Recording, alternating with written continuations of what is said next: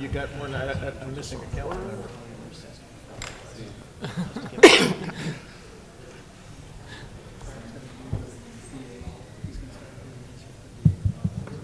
Okay.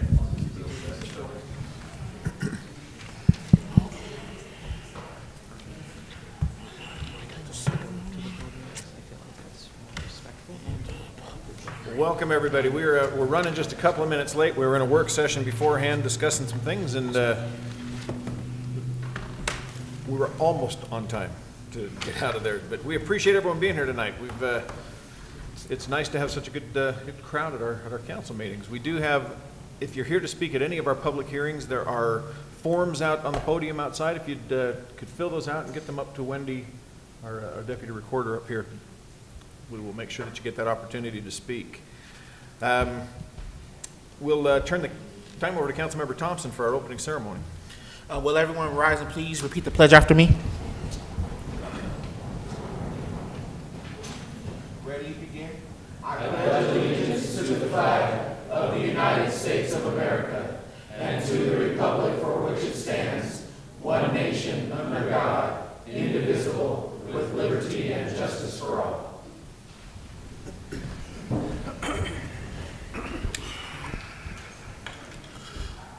Lord, we thank you for this day that you have given us. Every day you give us is a blessing. May everything that we do be in your glory. May you cover us with your eternal love and vigilance. Please guide us. Give us this discernment to give us the ideas and necessarily the implementation to make things better for the residents of Clearfield City.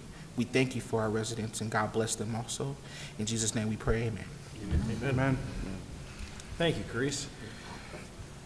Council, we have minutes from October 2nd, our work session that night. Have you had a chance to review those minutes? Are there any corrections or additions? Seeing none, I'd entertain a motion. Your Honor, I'll move to approve the minutes for October 2nd, 2018 work session. Second. We have a motion and a second. All in favor? Aye. Any opposed? Okay, minutes stand. So the first item on our agenda tonight is our presentations for our Yard of the Year. We really appreciate those who do so much to make Clearfield look presentable, to look better, to make their neighborhoods look better and take that time to work on their yards and take pride in their homes. And so I've asked Councilmember Phipps, who is our liaison to the Parks and Rec Commission, if he would Sure. take care of this presentation. Yeah, I would just like to comment a little bit on this process here. The Parks Commission divides the city up into 11 zones, and then every week they pick a couple of winners from each zone throughout the course of the summer. And then the end of the summer, they take all of the winners from each week and then pick one of those as the Yard of the Year. So it's quite a bit of commitment on the part of the Parks and Rec Commission, but it's a delight. I've done that myself, delight to go around the city and find so many people that do take pride in their yards, and it's a difficult decision to pick somebody that has done so well. So those that are recognized tonight have been through quite a winnowing process over the course of many weeks over the summer. So we are very grateful for those that dedicate their time, and there really are hundreds of people who could be nominated for this. So with that, we'd like to have the winners come up front here. So the winner is Francis Wilsey. Is that right? Am I saying the name right? Yep. Okay. And Tim Tippett is the runner-up, and Robert and LaRue Hawthorne also as runners-up. So if you'd come up, and Mayor and Council, I think would be appropriate for all of us.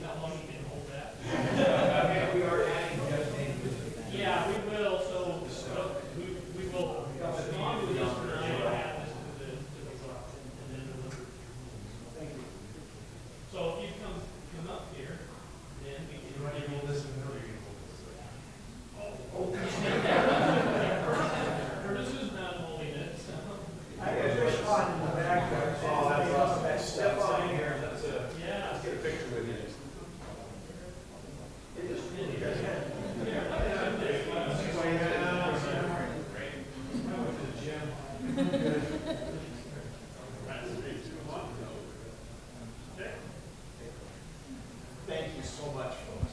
We really appreciate it. All of you.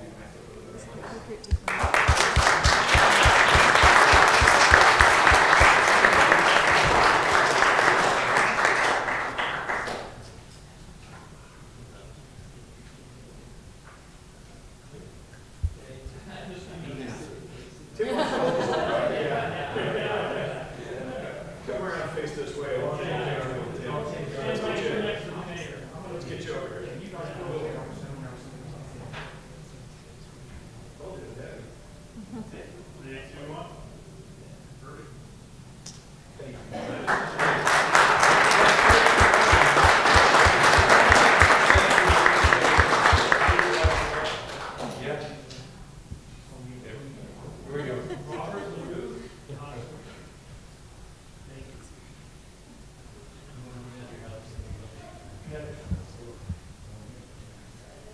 This is the heaviest. Yeah.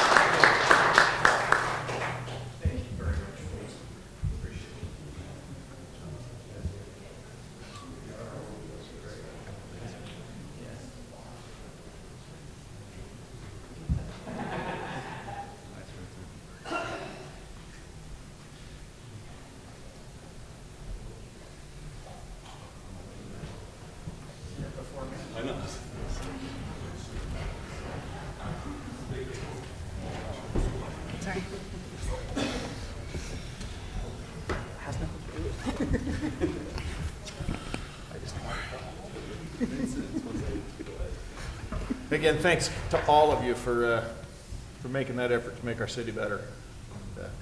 And amazing yards. It's been fun to. I get to sign them each the yard of the week every week that they hand to me, and so go out and visit those yards and take a look at them. It's kind of cool. So thank you for all that you're doing. Okay, Council, that takes us to item number 2, which is a public hearing to receive public comment on a request to rezone the properties located at 1017 700 South and 1029 East 700 South from R18 single family residential to C2 commercial. And Brad, we're going to turn the time over to Brad for our background on this. Thank you, Mayor. So as you stated, these properties are located just east of 1000 East and north of 700 South. So these properties were previously used for single-family homes. Those homes have been demolished since the general plan designation, which governs all the future land use for our city, designates this area as a commercial area going forward, and the surrounding properties are also commercially zoned. So as you can see in these 2 images here on the left, you have the current zoning map, so you can see all of these properties to the west of these 3 are zoned C2 commercial, and then in the right you have the general plan future land use map that designates that whole area as commercial. So based upon review of the general plan and then also based upon this recommendation, the Planning Commission forwarded a recommendation to the City Council on October 3rd for the proposed rezone, recommending approval of the rezone of those 3 properties from R18 to C2 based upon the following findings. And I'm happy to go over any of those if you'd like me to. Okay. Okay. Thank you. Thank you. Well, as soon as we have some light in the room, I'll go ahead and declare the public hearing open. Is there anyone here to speak in regards to this project, or in regards to the rezone? Okay. Oh, yes, if you'd come up, and since we record this and since everybody on Facebook Live will be looking at you from behind, no, if you would state your name and address for the record. I'm Carolyn Cray, and I live at 603 East, 250 South in Clearfield. My concern, I think it's a great idea to make that commercial. My concern and the reason I came to the meeting tonight is for the high school kids and the other children that walk to school along that route. And just, there's been some accidents early in the morning. It's dark now, and before the crossing guards arrive, there's no crossing guard for the high school kids. I think we just need to be sure that we're taking that into account, and what safety measures are we putting in place to ensure anyone who's driving that, turning left out of the neighborhood, as well as anyone that's walking, and just making sure that the public's safe. Absolutely. Thank you Thank so you. much. And there was another one in the back. Yes.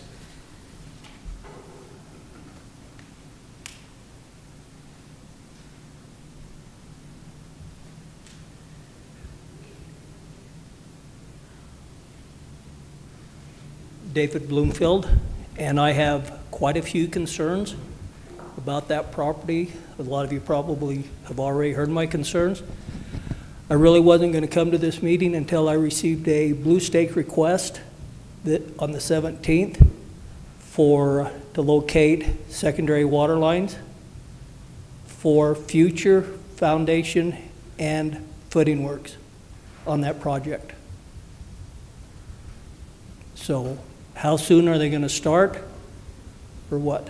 There's a lot of concerns that you ought to look at on that street.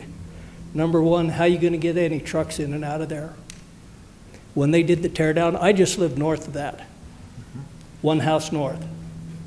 You almost took my property. I kind of wish you would have. But when they were tearing them down, you know how they got their side dump semis in there?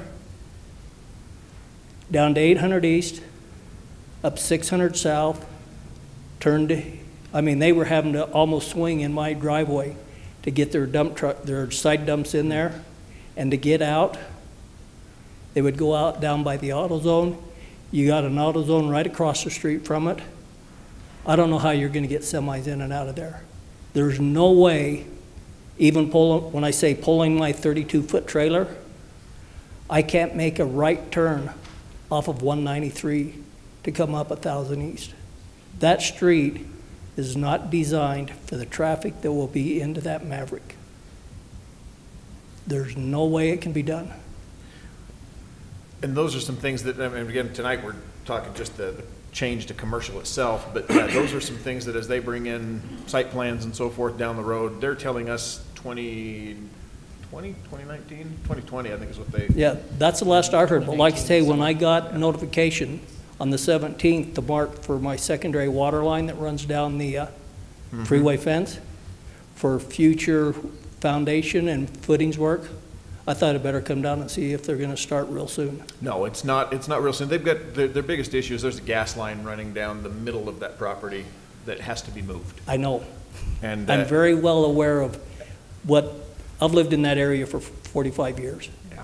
And Questar's not in a position to move it yet. I know. And so it's kind of on their timetable at this point. They're telling us late 2019. So Okay. they're But like I probably say, a when year I got away that from- blue stake notification, I thought I'd come down and Well, I find out what's appreciate going on that. that. And so there'll be a lot others, we'll have several meetings after this, as far as we start discussing site plans, and of course, that, our staff will take care of, and it's a major concern, obviously. Okay. How traffic gets in and out of there, and what kind of traffic it brings, to your concerns, and also. to Yeah, hers, and to- since they redid the configuration up there to shut down that frontage road, DOT did not, I think, do an adequate study on the traffic that put on 193, on 1000 East. Very seldom can you make a left turn off of 1000 East because you got people that come up in front of the high school that they're given a green light to make a right turn. And you've got people trying to make left turns off of 1000 East to get over in that far right lane. And I'll be very honest, I can tell when the traffic's backed up there, especially when there's traffic backed up clear around the corner that goes from 1000 to 450. Like the other night when you had the incident up on the Yes. freeway. That was a nightmare getting out of my yard. Yeah. And I realize you can't handle that, but I'm just saying, I think really before Maverick goes in there and builds, somebody really needs to talk to them, because on both sides of that street, out where the park strip is, you have buried irrigation ditches Sure. that have to be redone. Dave, Well, I was concerned with that width of 1000 East also. There's a possibility that they will widen that street where their property is to give them more room and to get in and out and to make right turns easier from 193 onto 1,000. They can widen it, you know, a little bit up to their property, and which I think will make it a lot easier for everybody to drive it. Well, I think the thing you ought to look at too is if you're going to put a Maverick there, you need to widen that or extend that right turn lane that comes up from the high school further south than where it's at. Because you can hardly see, if you're making a left turn there off of 1000 East, and you got people trying to make a right turn, a left turn, to go down 193, and people that are making that turn. You bet. And we'll meet with both developers and with UDOT. UDOT won't approve it unless it meets their qualifications. Well, it's accessing their road, so we're going to have some Yeah. approvals. Yeah, well, I was just going to add that those concerns of traffic and street width and truck deliveries, they all will be analyzed in a traffic study, which Yeah. will be required of the developer. Those are issues that get taken into account during the site plan process and not during the rezone. I think we're all on the same page. Yeah, We but all like I say, understand that I got those concerned when it issues, said yeah. footings and bet. foundation work for a new Yep, building. they're not that far yet. So we'll be back plenty before they reach Yeah, that point. okay, but like I say, that's the reason I decided to come tonight when I got that blue stake notification. And thank you. Are they going to start right now? No. Okay. No, we haven't been made aware of any change in their time frame. They're probably just doing their due diligence engineering-wise Yeah, with the With the blue stakes. okay. Thank you very much. Were there anybody else here that was just here to speak on this item? Okay, seeing none, I'd entertain a motion to close. Seeing no other comments, Mayor, I'll entertain a motion to close the public hearing on this item. Second. We have a motion and a second. All in favor? Aye. Okay. Any opposed? Okay, that takes us to item number 3, which is our second public hearing to receive public comment on a zoning text amendment to City Code Title 11, Chapter 3, making changes to the definitions for daycare residential and daycare facility. Brad, welcome back. Thank you, Mayor. So the applicant, Tanya Jamison, she's here tonight, so she'll be able to answer some questions possibly that I'm not able to answer. But to give some background on this request, she's requesting a change in the definitions for our residential or our childcare definitions in order to allow more children in a home daycare. And so some background on that, wanting to have that. The residential childcare locations do require state licensing from the Utah State Child Care. Since the work session a couple weeks ago where we discussed this, and just to get some background, I've been able to reach out to the state and get more information about, how they do the licensing and then also how many inspections they do per year and those types of things. So I'll go into more detail on that.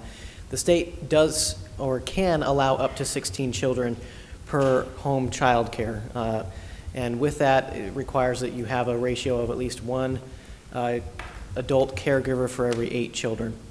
But based upon my discussions with the state, they also respect local ordinances. So if we have a local ordinance that has a limitation that to 8 children that we have right now, then they're not going to issue a license that's greater than that local requirement, also meeting their standards as well.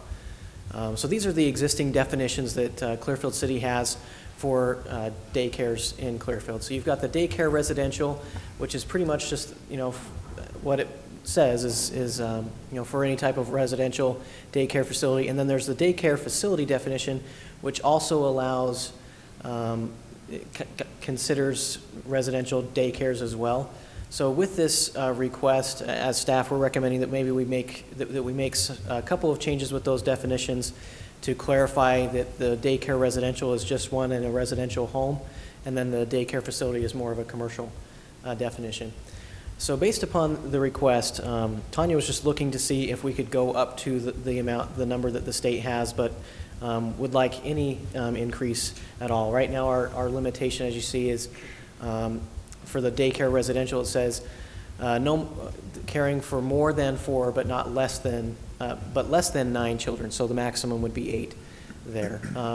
So looking at other cities around, these are just 5 of the cities that I've decided to highlight. Looked at other cities as well, looked at Roy and Ogden and other cities in the area to get some input and to see all of their regulations are very much similar. So in Syracuse, they're the only community in the local area that allows up to the 16, which the state allows. They're essentially allowing the state to dictate on the child care licensing how many children you can have. Layton City has a limitation of 8 children if you have a single provider, so a single adult caregiver, or up to 12 children if you have 2 providers. Clinton is similar to our existing standard, which is up to 8.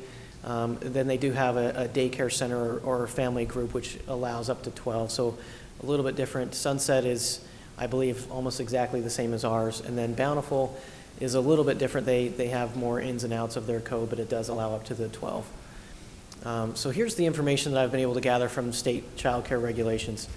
So each residential child care location is required to have a Utah state license and is subject to the regulations and limitations that they provide. So for us as a local municipality, we will not issue a business license for a home daycare if they have not already gotten their license from the state. And you know, that's required if anybody's found out to not have one, then they would be required to either comply with the state or discontinue their home daycare. The second bullet point is that the state allows up to the 16, as I was stating before. And then the third bullet point is that each location is required to provide a minimum of 35 square feet of indoor space per child. This was a question that did come up. I believe you had that question last in the work session, Mayor, of if they do have those types of standards, and they do. So that's where their limitations come in. So they may be able to go up to 16, but they have to have 35 square feet minimum per child of indoor space. And then the fourth bullet point, every new provider has a pre-inspection. So before they even get a license from the state, they have an inspection where the state comes out and does that. And they have local inspectors. So an inspector that's in just our area, so it covers Syracuse, Clearfield, Layton, Sunset, Roy, West Point, just our kind of northwest area of Davis County. And then those inspectors, they perform all the new ones, and then they also perform 2 inspections every year. One is an announced inspection. The other one is unannounced, so they'll just show up, when they feel like it's, or when they have the time to go do that. So, but they are required in their state code to conduct those 2 inspections, and that's a minimum per year. If they get any more notification or have any requests, they'll perform more inspections as needed. Also, Brad, I think the fire district also does an inspection, don't they? I believe so, because they have to have, you're going to have occupancy standards, and you need to be able to have egress in case of an emergency and those types of things. Yeah, and your fire extinguishers and those types of things. And then the fifth bullet point is that the state respects local ordinances and limits the license to those, and I kind of mentioned that before. So let's see. It's not working.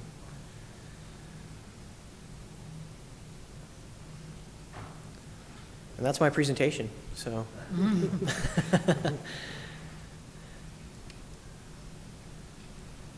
I This is believe what on happens, the, Spencer, when we give you the IT job over there. on the next slide, I think does include the recommendation from staff. So it's the recommendation from staff and the recommendation that the Planning Commission forwarded to the City Council was to allow up to 12 in a home daycare, not to go up to the 16. We have smaller lot sizes, we have smaller homes in a lot of our area of the city, and so it makes sense to have that limitation, but maybe to allow a little bit more than the 8. That was the Planning Commission's recommendation, and then also to change, there we go, the daycare facility to be a commercial building instead of just a building or structure. The daycare residential is the only definition or the only land use for daycare that's allowed in a residential zone anyway. So it just makes sense to clarify both of those to clearly demarcate between the two, what is a commercial and what's a residential facility. And so, like I said, on October 3rd of this year, the Planning Commission forwarded a recommendation of approval for these changes. And I'm happy to answer any other questions you might have. We talked about it in the work session, but I don't remember if we came up with an answer. If it's a rental house or in an apartment, Do we require the owner of the property's approval before we issue a license? I believe we do. And this, it talks about, so the daycare residential says any non-commercial privately owned and occupied residence. And so with that, just based upon that definition, we could interpret that to say if you have to own it, you have to own the property and live there. So if you're renting it, probably not. Okay. Okay, Well, thank you, Mayor. Brad. Go ahead and declare the public hearing open. Was there anybody here to speak in regards to this? I don't have any forms. Oh, okay. If you would state your name and address for the record, this must be Tanya. Okay, good evening. And so I represent the one that he's talking about with the Can you daycare. state your name and address for the... Okay, my name is Tanya Jamison. This is the first time I have to stay in front of all of you. And we owe the house on 1000 West, 1100 West, and 1101 West and 700 South since 95. I decided to open the daycare since 2001. So it wasn't just yesterday that I decided to upgrade the daycare. So I am on compliance with the state. I have been doing the daycare since 2001. And we have the rules that the state require. Everything that he was able to issue was true. And that it's not a home daycare, it's more a family child care daycare. My house is, when we bought the house, it has a mother-in-law apartment.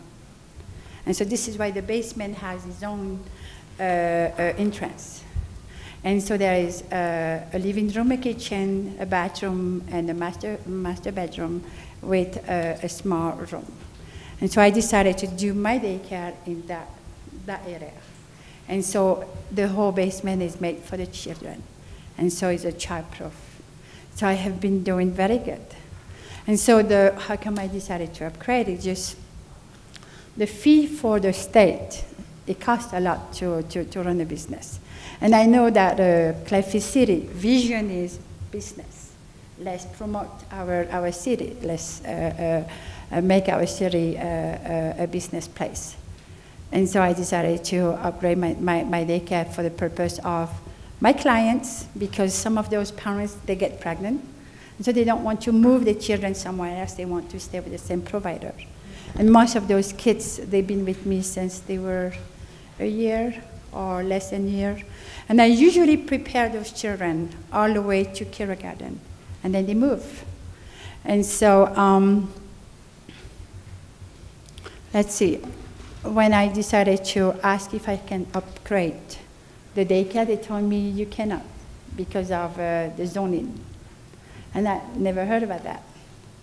Because I was able to do some research. We get together with other providers from different cities. And we get to Weber State with all the licensing, the state, with all the laws that the state require, all of us mothers, providers, centers, and the rules that we have to follow.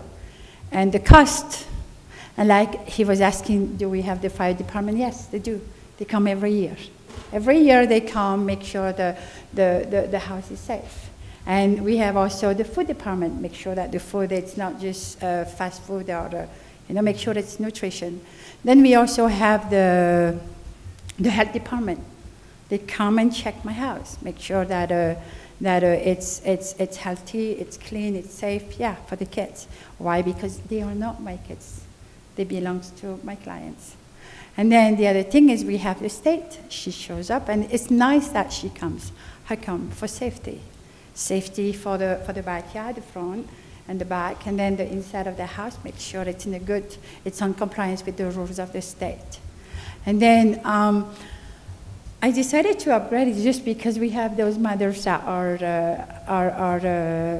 want to have me watch the children, but I cannot because it's limited. And then my business is called Family Child Care. And so the way that I see over there, it looks like it's very old, because the state reissue the rules every year. Because the rules has to be reissued every year, because accidents happen every year, and it's so different.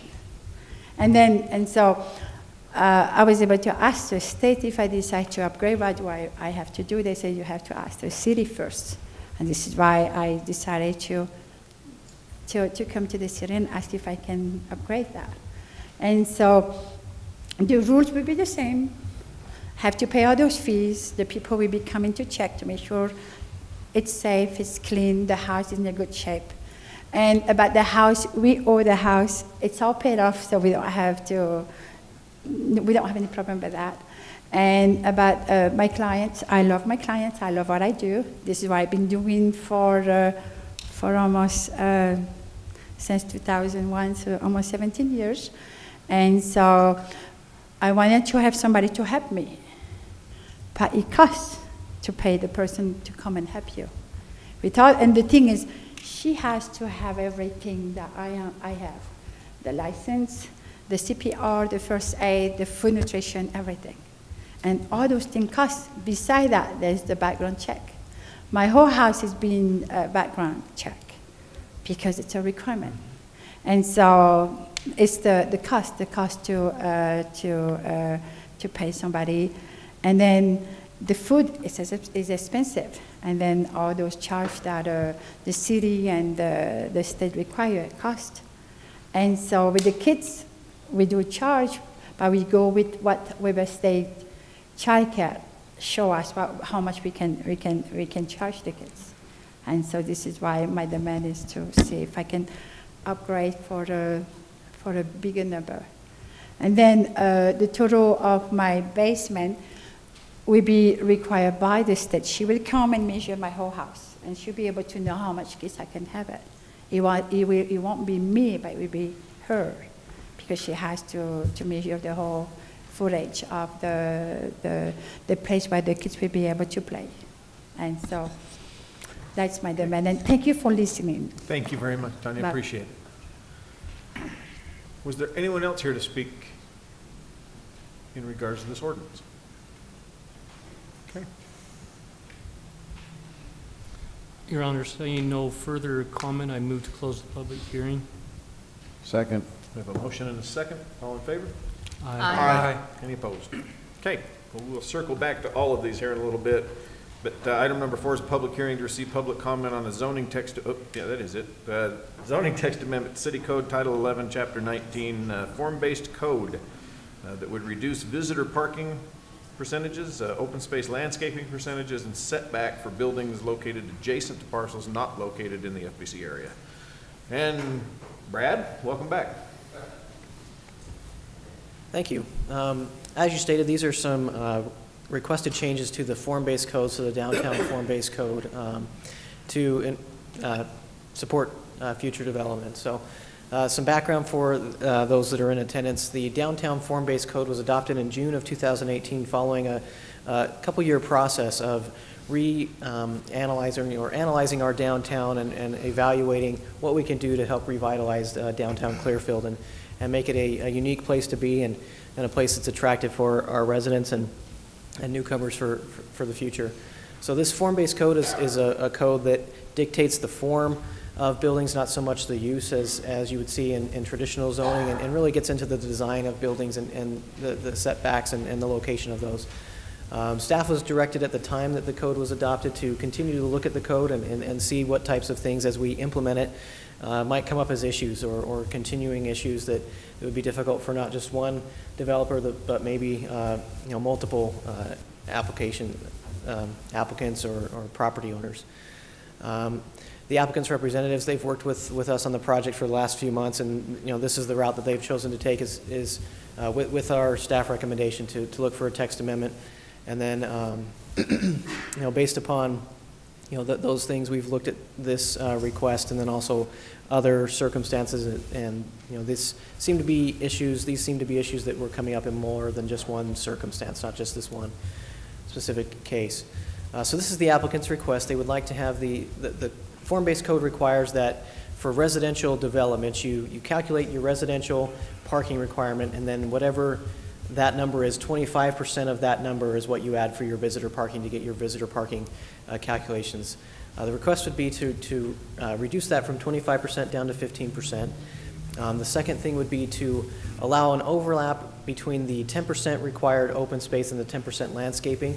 To not require a full 20% in open space and landscaping combined, but maybe to allow an overlap of that. And then the third thing is to reduce the required 20-foot setback for new buildings with yards adjacent to existing single-family or townhome residential that's not in the form-based code area. Currently, that 20-foot setback, it says in the code for anything that, say you're in the form-based code, the downtown area, and you're adjacent to a single-family property that's not along State Street, then you would have to have that 20-foot setback, and that 20-foot setback has to be landscaped setback. You couldn't provide anything else there. So if you were trying to design your site and you wanted to put parking or have some access there, you wouldn't be able to do that because it's required to have landscaping in that space. So in order to evaluate this request, as staff, we wanted to look at other form-based codes in the area. So this first one is Wasatch Front Regional Council form-based code template. So Clearfield City, along with other cities that have adopted a form-based code, has used this template as at least the starting point, and then made changes for us individually and really calibrated the code for our own needs. So looking at those different things, the setback to non-form-based code uses, they do not, the template does not have one, ours does. Visitor parking, there's not a 25% requirement. However, if you see in the bullet point B, the template outlines potential parking ratios that could be used from a minimum of a half parking space up to 2 spaces required for 3+ bedroom units. That's very ambitious and something that may work in downtown Salt Lake, where you have a lot of transit opportunities or have really urban development. Right now we're still a suburban community, and so it's difficult to really get aggressive with those type of parking standards.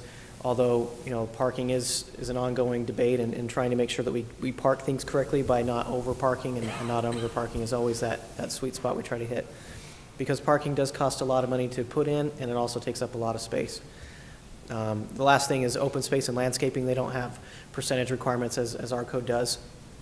South Salt Lake is similar to ours, and the other code I evaluated was South Ogden's. So South Salt Lake does have a setback similar to ours, which is a minimum 20-foot rear yard setback for buildings located, similar to ours, where they're not in the form-based code district. The visitor parking, they require a half space on each parking. So like for each ratio. So studios and one bedrooms, you're providing 1.5 spaces, and that half adds up to get your visitor parking. So for an example, I just threw out a 50-unit, 2-bedroom apartment building. At the ratio that they have there would require 100 parking spaces plus 25 for the guest spaces, which they would require 125 spaces. Our code for the same type of building would require 75 spaces, 18.75 with the 25, and then we get to 94 total spaces. So even if we keep the 25%, our code is still requiring less than than South Salt Lake is, which is a good thing to look at it in evaluating whether we want to even reduce our number or keep it where it's at, realizing that we're requiring less than a community that's likely more urban than we are. And then the open space and landscaping types, they really just have different standards for the open space types, and they don't have a percentage for landscaping. South Ogden is similar to South Salt Lake. They do have a maximum height that's added in there for their setback, so they have the same 20-foot setback. If you're within that 20-foot or when you're right on that 20 feet, your maximum height is limited to 25 feet for your building height, and then the height may increase by 1 foot for every 2 additional feet that you're set back, so they have a step system there. For the visitor parking, same thing. Theirs is not as stringent as South Salt Lake, so theirs would require 100 parking spaces for the similar type development. Ours, again, would require 94, so only 6 more spaces than what we require, but again, we're still less than the other comparable communities. And then open space, there's not really a minimum percentage. Theirs is a lot similar to South Salt Lake. The one thing that they do different is that if a development is greater than 5 acres, then that development has to provide an open space. If that development is less than 5 acres, they have to pay impact fees in order for the city to provide open space along that area. So a good model that may be something that we could look at going forward. And then these are just some staff conclusions. I've gone over these things with you in the work session a couple weeks ago, so I won't bore you with my conclusions. So staff's recommendation, based upon our discussion from the work session 2 weeks ago, is to keep the visitor parking requirement at 25%. We were recommending reducing it to 15%, but with further analysis and with our discussion with you, we feel like it's appropriate to keep it at the 25%.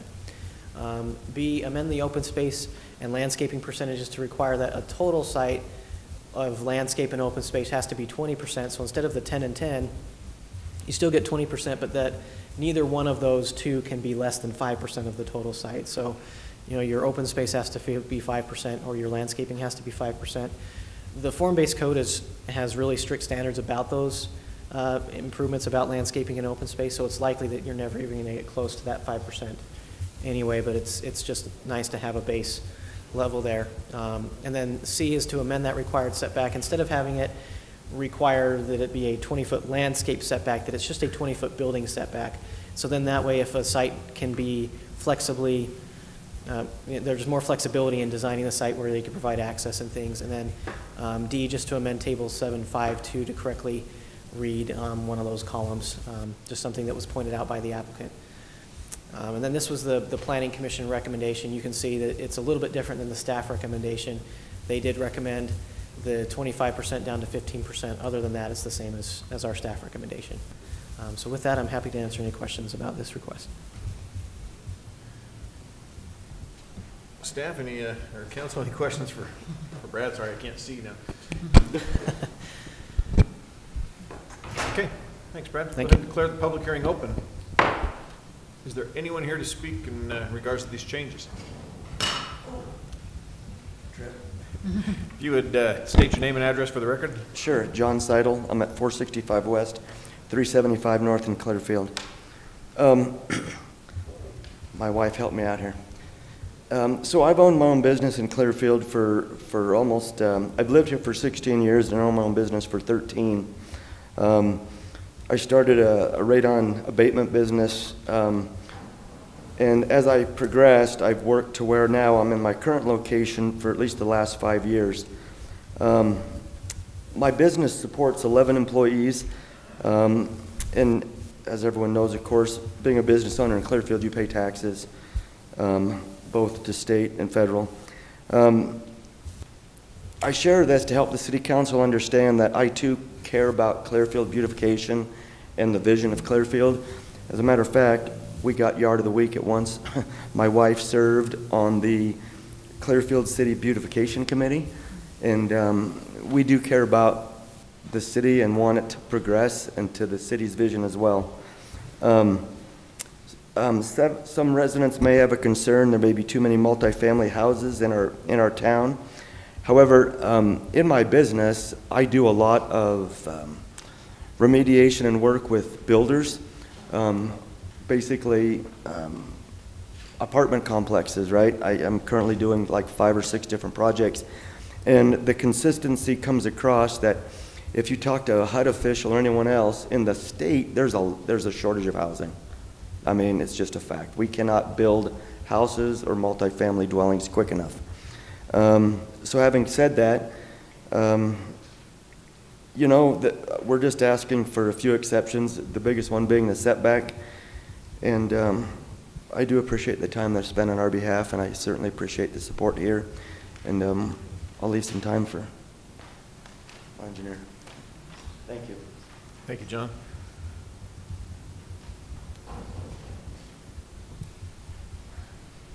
Good evening. I'm Jason Feld. I'm with Silver Peak Engineering. I'm a consultant for the property owner and the applicant. I appreciate, again, the staff and the time that they've taken to kind of work this particular project with us, kind of look at the concerns, look at the restraints that we're kind of dealing with this particular piece of ground. It's been a lot of time, you know, invested in kind of preparing a good site plan that we're comfortable with, that we're trying to make compatible with the current form-based code to, you know, ask for as little change as possible. And And what we're finding with this particular piece of ground, I don't know if you've reviewed it or are familiar with it, it's very long and narrow. And, you know, our goal is to try to create something that's in conformance with the vision of the form-based code.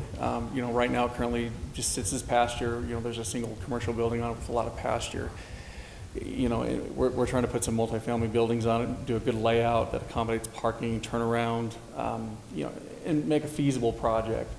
And really the biggest constraint that we're running into is just the setbacks. When you apply a 20-foot setback around a long, narrow piece of ground, it leaves a very small corridor to be able to do anything with it all. If we can at least have some flexibility on it being just a building setback, you know, at least that allows access to the property and gives us a little bit of flexibility to put some buildings in there. So if we can work with the parking, you know, if you choose to push forward with the 25%, I think we can make that work.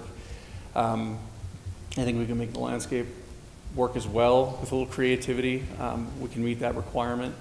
It's just the setback that's really prohibitive for us to create a good plan. Again, you know, if the property stays as it is right now, you're looking at a single-family residential home with a big horse pasture in the back of it. I don't think is conducive to the vision of the form-based code as it was applied to this particular piece of ground, whereas the project that we are proposing, I think, very much so fits with the vision, at least how I interpret it reading the form-based code, that was intended for the property. So as you consider, you know, the petition, we hope that you keep that in mind. Thanks for your time. Thank you. Was there anyone else here to speak in regards to this project, the changes to the form-based code? Okay. Entertain a motion to close the public hearing. Your Honor, seeing no additional requests to comment, I move to close the public hearing. Second. We have a motion and a second. All in favor? Aye. Any opposed? Okay.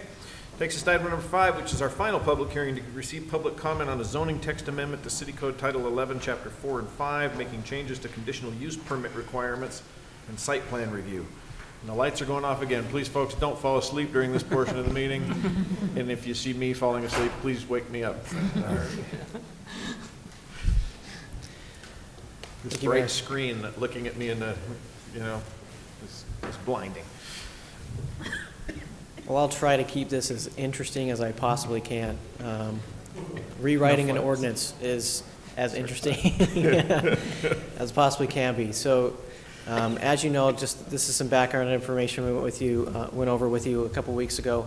The idea is to update our conditional use permit chapter and also public hearing chapters to meet, and our site plan review chapters to meet state code requirements, and then also to help our applicants understand the process better and make it easier for the Planning Commission when items get to them for review. So simply put, in the fourth bullet point down, listed uses, as staff are proposing that if there is a listed use in a zone that is a conditional use, then a conditional use permit is required. And if it's a permitted use, then it is a site plan review that's required. Currently, any new construction or certain major modifications to a property, if it's a conditional use, it requires a conditional use permit and a site plan review. And those are both processed a little bit differently. So the process in the Planning Commission meeting sometimes is a little bit confusing, not just for the Planning Commission, but also for applicants and those that are in the audience. This is just a section from state code. If you'd like to, I could go into detail on that, but state code is just as riveting as our local code is, so I'll just skip through that. Again, just changing making some major changes.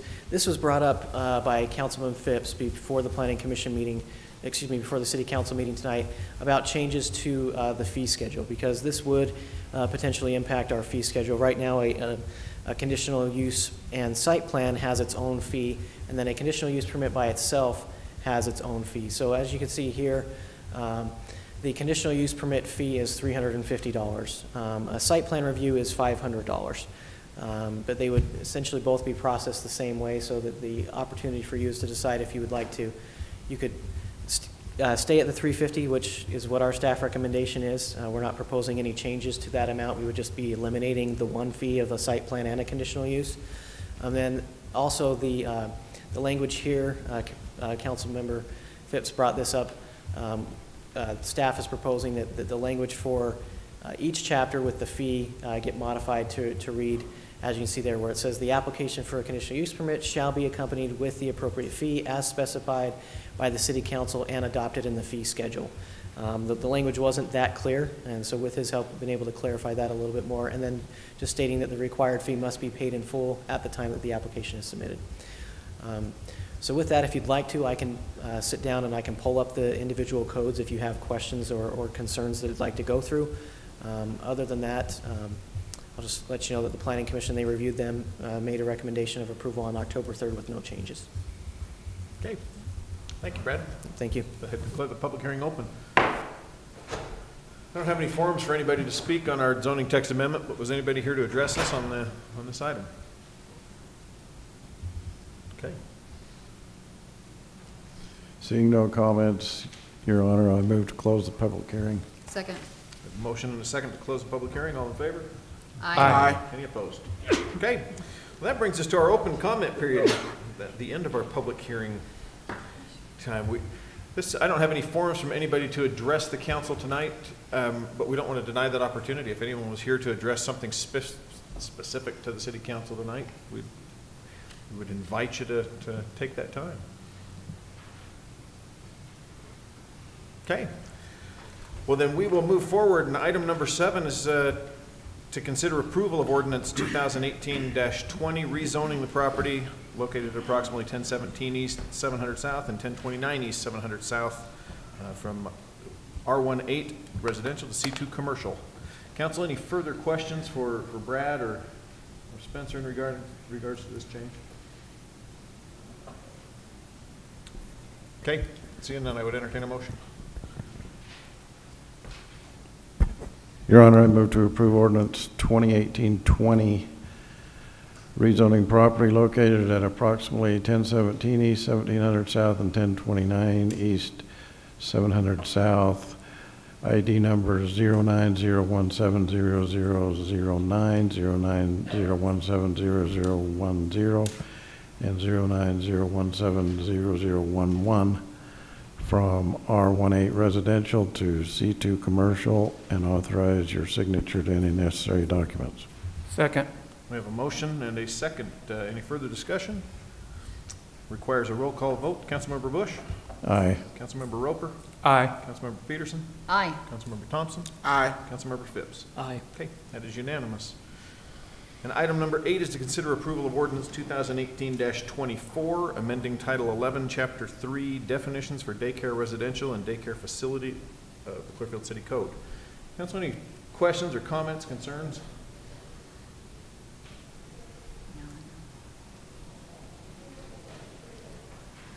Okay, if not, I would entertain a motion. We can go from there.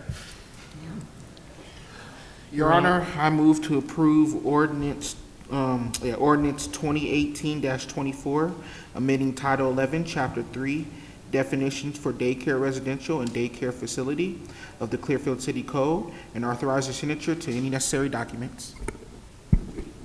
Second. We have a motion and a second. So exactly where is this change, Brad? Is this the recommended ordinance change then? I was just going to ask. Since it wasn't stated in the motion itself? We're moving to 12? Yes, yeah, that would be the recommended change, and then it's just changing the definitions in Title 11. Okay. So as shown on the screen here. So- Correct, yeah, and this is the recommendation that came forward from the Planning Commission, and that's, as I understand, that's what Council Member Thompson is recommending as well. Okay. Very good. Okay, any further discussion on that, council? Okay, Councilmember Thompson? Aye. Councilmember Phipps? Aye. Councilmember Roper? Aye. Councilmember Bush? Aye. Councilmember Peterson? Aye. Okay, that is unanimous. Brings us to item number 9, which is to consider approval of ordinance 2018-23, amending Title 11, Chapter 19, form-based code of the Clearfield City Code. These are the changes that we just discussed, had Brad discuss as far as setbacks and open space and visitor parking. Council, any further comments or questions? So I would like to have a clarification, because from what I understand, these can be applied to the site of property without through a condition, or not through a you know, without changing the form-based code. Isn't that true? He can be accommodated to make these changes without making changes to the form-based code. With a development agreement? A development agreement, yeah, that was what I was missing. So through a development agreement, these change, he can be accommodated what he needs to do. So this is, this change to the form-based code is not a prerequisite for him to be able to do what he needs to do. Is that? Yeah, not necessarily. And so, and the reason that Mr. Seidel with his representatives decided to come forward with the text amendment was direction that, you know, they received from us as staff, and some direction that we've been given, at least to not do as many development agreements in our downtown, to try to stick to our code. And so that's why they decided to come forward. Plus, as staff, as we met with them, we indicated that they were not the only ones that were running into these issues. So that's why they felt that it would be a good thing not just to help them, but maybe also to help other properties along the State Street corridor. Their property is unique, where it is the only property in the form-based code area that is as narrow as it is and goes as deep as it does.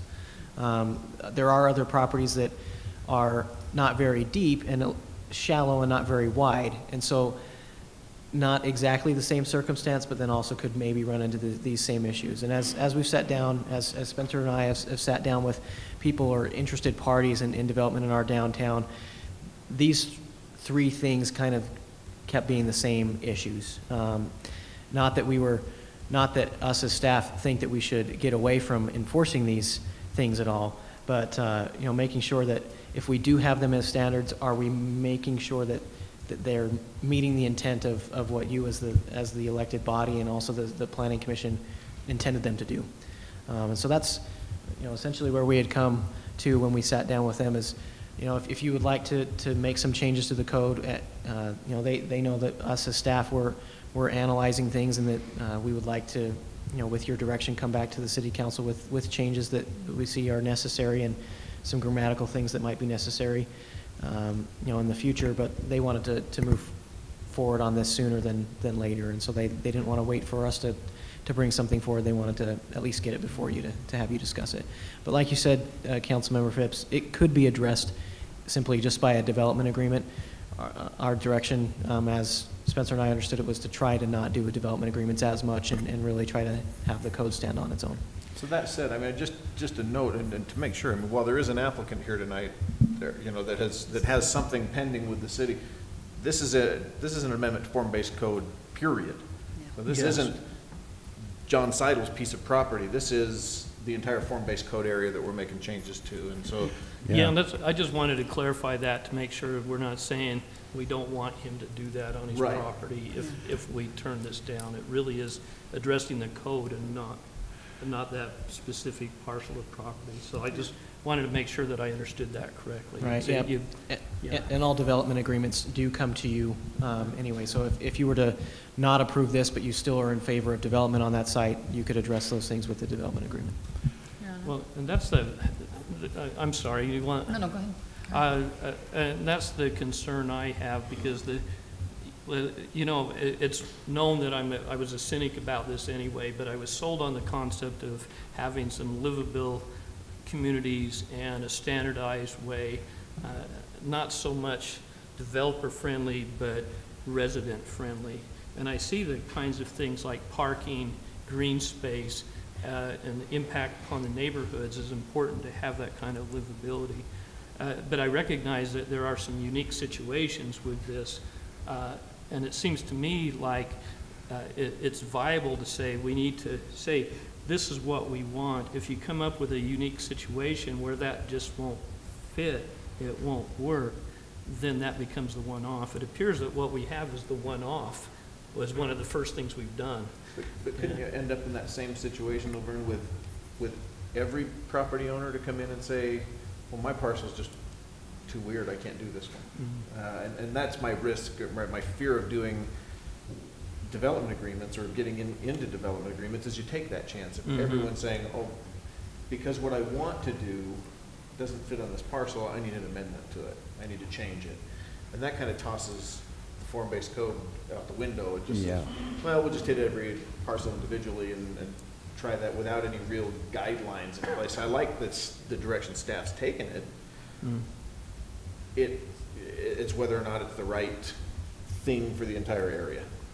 Well, my feeling is I would like to just stick with this until we have a more normal configuration, see if we can't make it work. I would like to say, this is what we want. We want you to make this work. And if it turns out that, you know, and perhaps it's the insight because you're talking to these people who are not seeing that, but I would rather take a run at this first and just say, you know, the mayor's point, everybody is coming in now when saying, not that it's that, in this case, it's not that I prefer not to do this, it just won't work. And that's a difference, you know, say, well, I don't want to do it because it changes the configuration I had in mind, which is different than saying, I can take my Lego blocks and it won't work on this, and so I need some accommodation. So that's a concern I have. To your point, I appreciate when staff went back after our work session discussion and went back and like, in parking in particular, and really gave us a chance to look at and bounce this off of other communities and just, I think, for lack of a better word, see where we fit within the development community. You know, are these too stringent, whatever. And so I like that revised staff recommendation that differs from the Planning Commission, which is hold the line on the parking and keep it at 25. You know, and that's, Yeah, I think that's an much important more palatable. Yeah. In looking, though, at the setback one, that's one that I think that this is a good change to make across the entire code, because when I looked at it, the way we had it written did not, the language that's there does not do what I think the intent was for it to do, which is to provide that buffering, but it went to an extreme that said in buffering, we've created unusable space. And the way that we've structured that is it's not just buffering, but there is no practical land use of that area. And so, you know, the intent that we were going after it to either beautify or to give some separation from the neighborhoods, we've kind of lost what we hoped to get out of it by saying that there was no way to use it other than to landscape it. And as I looked at parcels all along that strip, not just this one, despite the depth on it, to require untouchable landscaping and then parking, and then building, and then all that other kind of stuff. At the rear of all of these property along there, we're requiring something that I don't know that we're gonna get a benefit out of. You know, we're gonna get landscaping in an area with very little impact and very little being able to enjoy it. I mean, I think of landscaping as an amenity, and we've parked it in the rear with no way to access it, and have made it difficult for people to do and get the highest and best use out of that property. And so we kind of tie the hands of the property owners that are wanting to do it. I'm in absolute favor of having the buffering, but to look at how we do that different rather than just a landscape only and then something else. So that portion of the recommendation, I think, is a great fit and serves us better across the entire code. Relative to this property or anyone else, I think that's a good one to have there. And then the open space and landscaping one, having some flexibility there, I think that serves as well. You know, you still get that amount, but it allows for you to work with uniquely configured spots without having to pull the development card and try and tweak every single time. It sets a standard, but it allows them to configure it to, you have this parcel or you have this parcel. You figure out with the Legos how to do it. We're going to give you a little bit more flexibility, but you've still got to hit a standard, though. I want to add to that as well. The majority of us have been a part of the form-based code project for years now. I mean, I started on this while I was still on the Planning Commission, putting input on this, and I think we put together a great vision for Clearfield. And I know it's hard for others to see that when you're not sitting in our seats and you're not sitting there through all the discussions and listening to everything. We all know that there's no easy decisions we make up here, and having to put fact over feelings is always a difficult battle for me. But I think we've set the standard for form-based code. I think we need to stick with it. I don't mind little flexibility here and there, but if we start deviating off the path, I think we'll end up with the same thing we have now. I was thinking the same way Vern was with oh, you can do this with the development agreements, but then you know, if everything's gonna do that, you might as well just do each individual property and not have an ordinance. You know, like Houston does, they take each property and do their own thing on it.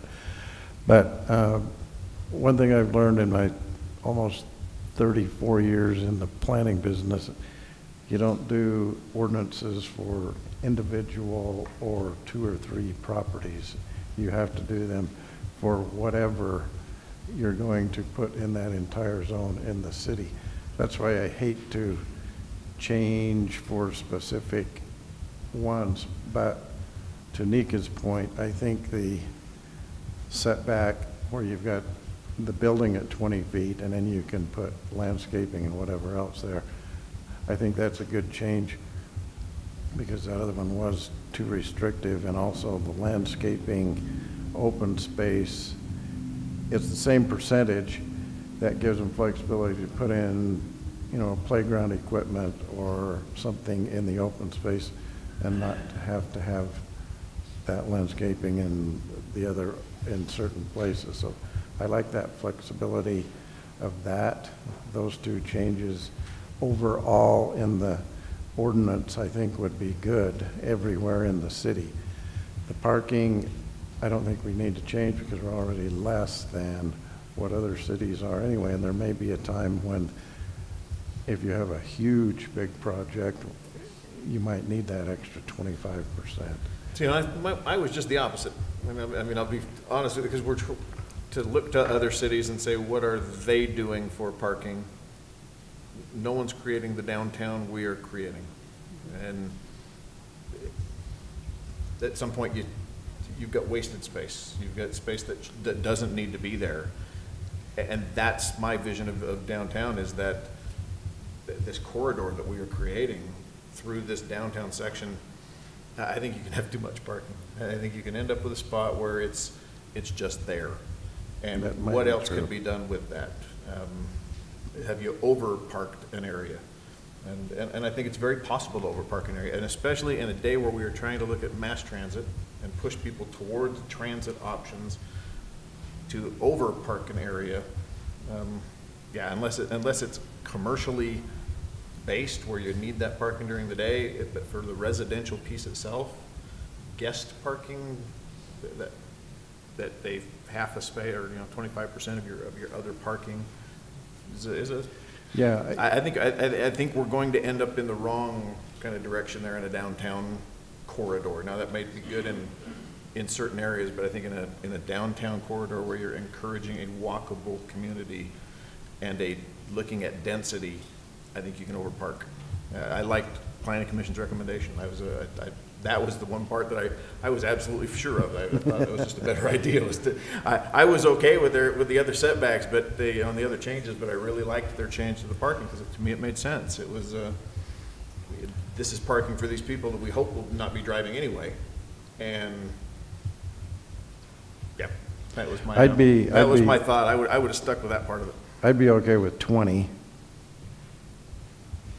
Well, instead of 25. Well, and I think they recommended 15, didn't they, the Planning Commission? Yeah. And I honestly, that is what I envisioned, that's a dense downtown corridor, which is really what this is becoming, is this, as we look at Clearfield Junction, as we look at maybe Place, as we look at the Clearfield Station, well, Clearfield Station sits outside of that, but with all of this that's hitting right here, it's really this dense area. It's that density that drives in people to shop. It's the density that drives in people to visit and have that walkable community, and to overpark at least. I just look at across the street where they're parking all out on State Street. And that's by choice. That's by choice, Because yep, they have plenty of parking there. It's not for a lack of parking. They have plenty of parking that sits vacant there every single day. And that's my guideline, is to look at that building there with the parking that they have, and to say, okay, they're all 2-bedroom units. The vast majority are 1- and 2-bedroom units, and they're overparked. We have this massive amount of guest space that sits behind the buildings that no one ever uses. Well, I think that they charge for. They charge for it. They charge That's why, extra for their for parking. the underground parking. Well, they charge extra for the underground parking. Oh, okay. But not for the surface parking. Okay. for the underground. But it goes back to, I'm more philosophical because I like that idea of having a livable walking community, and I worry that without green space that is actually there to where you can take people, families, and do things. And I just have this vision of 10 years from now, you're going to say, hey, Mom and Dad, I'd have you over for dinner, but you know what happened last time? You had to park 3 blocks away and walk because we don't have any parking. Oh, and we can't really have a picnic because we got green space, but it's all split up into little areas there. There's no real picnic area. Well, and that's where I say I would rather see green space than parking. So is it better to, so that's my question, is it better to eliminate the parking and allow for more spaces like that? I think the And does it combination still of. keep our vision of? I think so. I think the combination of those two, of going to the smaller parking with those setbacks, with that extra green space, and allowing for that 10 and 20 adds in, I think they kind of serve each other. My son just moved to West Valley in a great big huge complex by the Maverick Center, and it's right by a track stop. And West Valley reduced the parking requirement way, way down because they thought people would use tracks. They have no place to even park. Everybody in there has 2 cars. They have no place to even park their second car. They've had to make a dirt parking lot about a quarter a mile away from the apartment complex because they don't have enough parking. So there is the ability to underpark it as well, Yeah, I That's why I appreciate- think the 25% is good. And when we go to visit, we have to park almost over to the Maverick Center and go visit them. And I appreciate the need. I mean, I breathe the same air that we all do and how bad it's getting, but I'm not sure if it's a social issue that I'm not sure if we are in the position to drive by saying, well, we're just not going to give you enough parking, so we're going to force you to go to alternate methods of transportation. I think that they'll just say, there's a better place out in Syracuse that I can have 2 cars and not have to worry about parking. So you allotted 2 cars for every one of these spaces anyway. I mean, you mandated, sufficient parking in that sense. Well, the only thing we're talking about is guest parking. Yeah. Okay, well, I would entertain a motion. We can take it from there. Somebody step up. Take the challenge. Which one are we on? Number 9? Yeah, you're on number 9. Can I ask just a quick question? Is the recommendation here, let's see here, I just want to clarify on number 9. Is the recommendation that appears there the staff recommendation, the most current one, or is it the recommendation written with the planning commissions? Just to make sure I'm understanding. It should be clarified in your motion which one you. Which one? Okay, so whoever one, okay. I will make a motion to approve ordinance 2018-23 amending, Title 11, Chapter 19, Form-Based Code of the Clearfield City Code with the staff recommendations that are currently listed on the monitor. And That'll work really well there with your minutes, will it? Wendy? Staff recommendations is staff fine. recommendations. I'll And get with- authorize the mayor's signature to any necessary documents. Second. We have a motion and a second. Any further discussion? Okay. Councilmember Bush? Aye. Councilmember Peterson? Aye. Councilmember Phipps? Nay. Councilmember Thompson? Nay. Councilmember Roper? Nay. Okay, that motion fails. Okay, and I would go ahead and put forward a substitute motion then for that.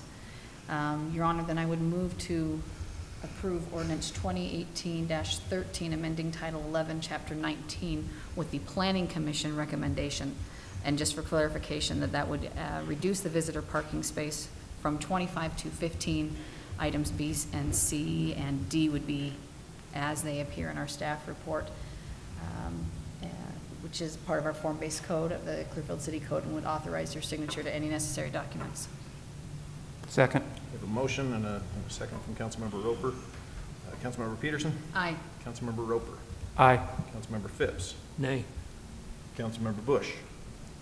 Nay. Councilmember Thompson? I'm gonna go aye.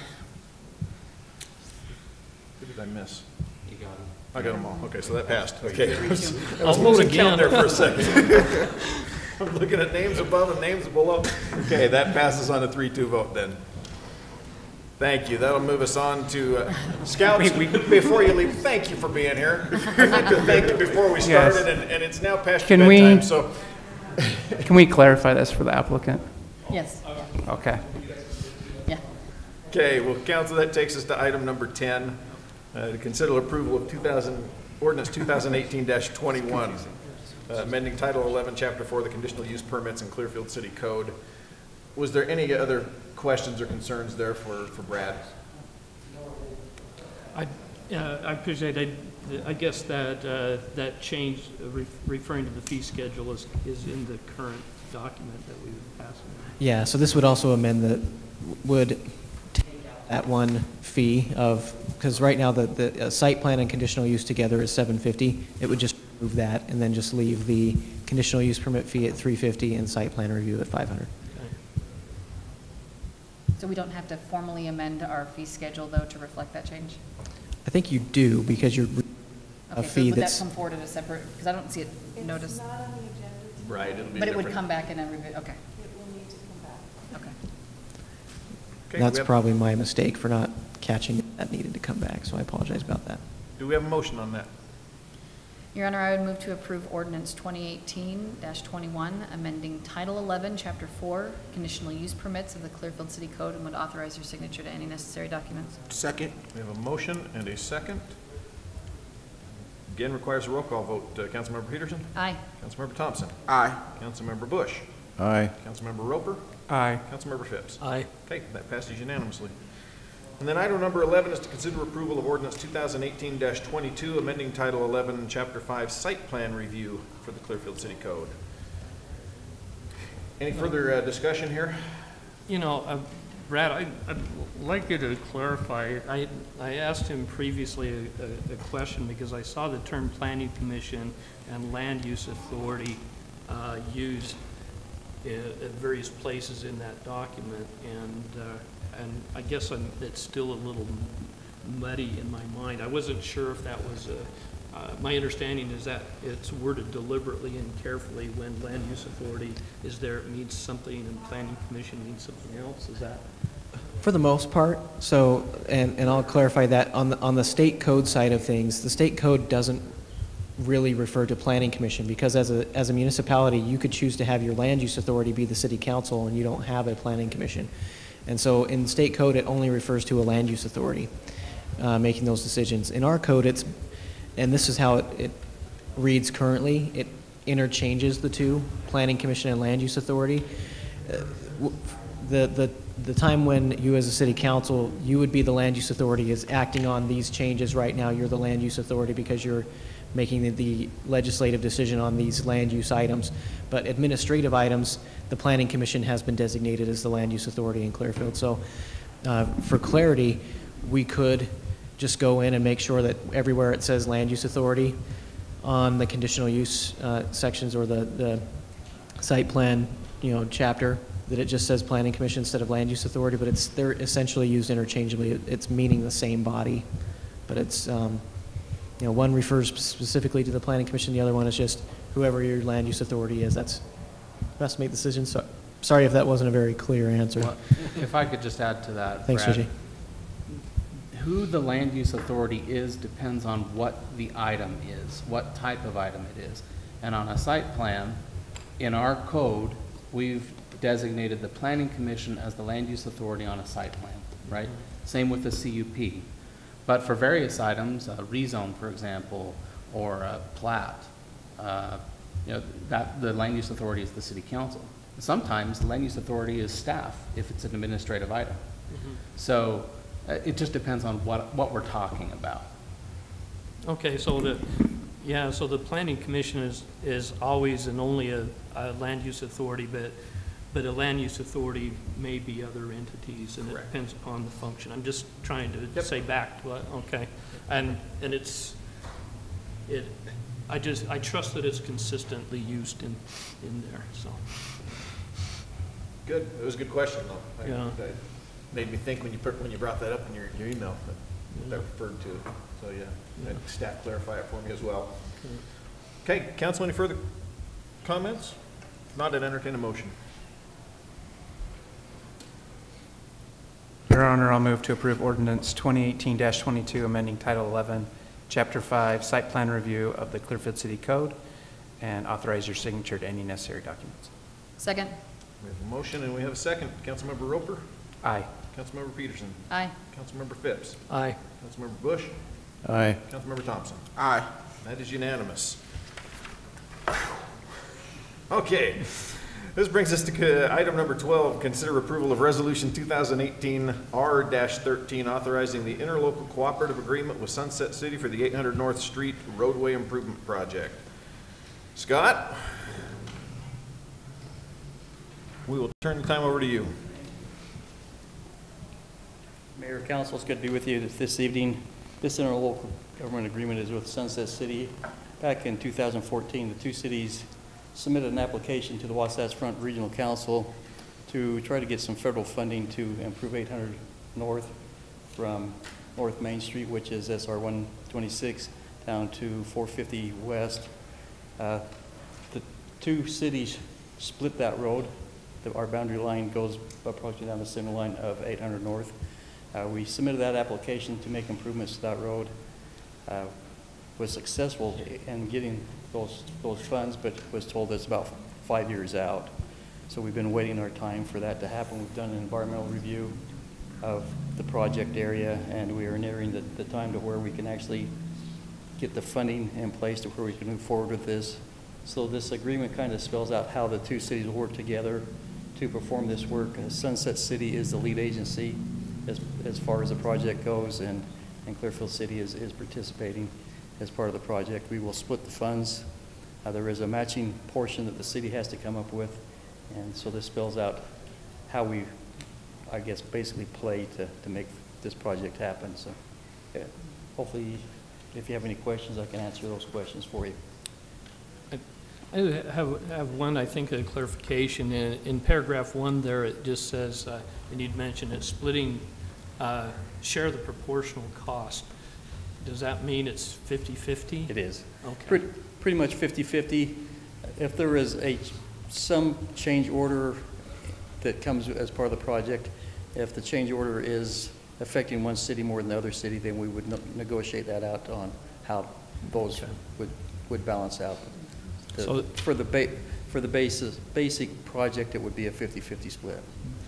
Okay. And so if there is a negotiation, be city to city, the federal government wouldn't get involved in that, I guess, would it? And in here, it's in paragraph, let's see, paragraph 7 on the second page. Oh, the cost overruns, okay. It talks about the 50-50 split there, and also if there's any cost overruns, then the two agencies, the agents that are representing the cities would get together and negotiate how that would take place. So does that mean that if the actual costs exceed the expected cost that the federal government was committed to pay for, then that would be, is that considered cost overrun? The federal government has a money that they've committed to the project. If you exceed that amount, then you're on your own. Then the two cities are on the hook for that additional funding. Okay. Do you know if Sunset's approved anything? This was approved last week in Sunset City Council meeting, yes. One other thing I probably should mention is there's the possibility of the federal funding being switched over to state funding. We will not know if that will take place until sometime in November, when the State Transportation Committee meets and reviews the applicants that have asked for that to take place. If that happens, then the federal funds have a lot more requirements to it, and it will eliminate those requirements, so we have the potential of being able to do the project a little bit cheaper without having to comply with all the federal regulations. And the state is happy to do that because they can take all the federal funds and put towards one project that they have on the books, and then they can take funding that they had for that project and use for other smaller projects out into the cities. So on the for the contractor bid openings, is that going to be a joint city bid opening, or how's that going to work? Where Sunset is the lead agency, they would have the bid opening, they would advertise and hold the bid opening. We would attend that opening, but they would, where they're the lead agency, they would advertise and make sure it all takes place. Okay, any other questions? Will that entertain a motion? Seeing no questions, Your Honor, I move to approve Resolution 2018 R-13, authorizing the interlocal cooperative agreement with Sunset City for the 800 North Street roadway improvement project, and authorize your signature to any necessary documents. Clarification, is it 23 or 13 on the resolution number? 2018 R13. R13. It is 13, okay. Second. Okay, we have a motion and a second. Councilmember Thompson? Aye. Councilmember Peterson? Aye. Councilmember Bush? Aye. Councilmember Phipps? Aye. Councilmember Roper? Aye. Okay, that is unanimous. This brings us to item number 13, which is to consider approval of the first addendum to the development agreement between the city, CDRA, and Clearfield Junction for the project commonly known as Clearfield Junction. Brad, welcome back. Thank you. Spencer and I are going to tag team on this one. He is much wiser than I am. This is just the aerial image and also zoning of the existing property. You're well aware of this project. It's been one that's been on our radar for the last couple of months now. And so what this is it is an addendum to the development agreement which was originally, I guess, agreed upon or executed, that's the word, between the city council and the developer earlier this year, a couple months ago. And so this is an addendum to address some design issues or just standards design elements of the project that as recommended by the Planning Commission. This is just some background information. You're already aware of this project, 20,000 square feet of commercial space for the mixed-use buildings and approximately 210 residential units. So the form-based code, these are some development agreement items that are being addressed with this addendum.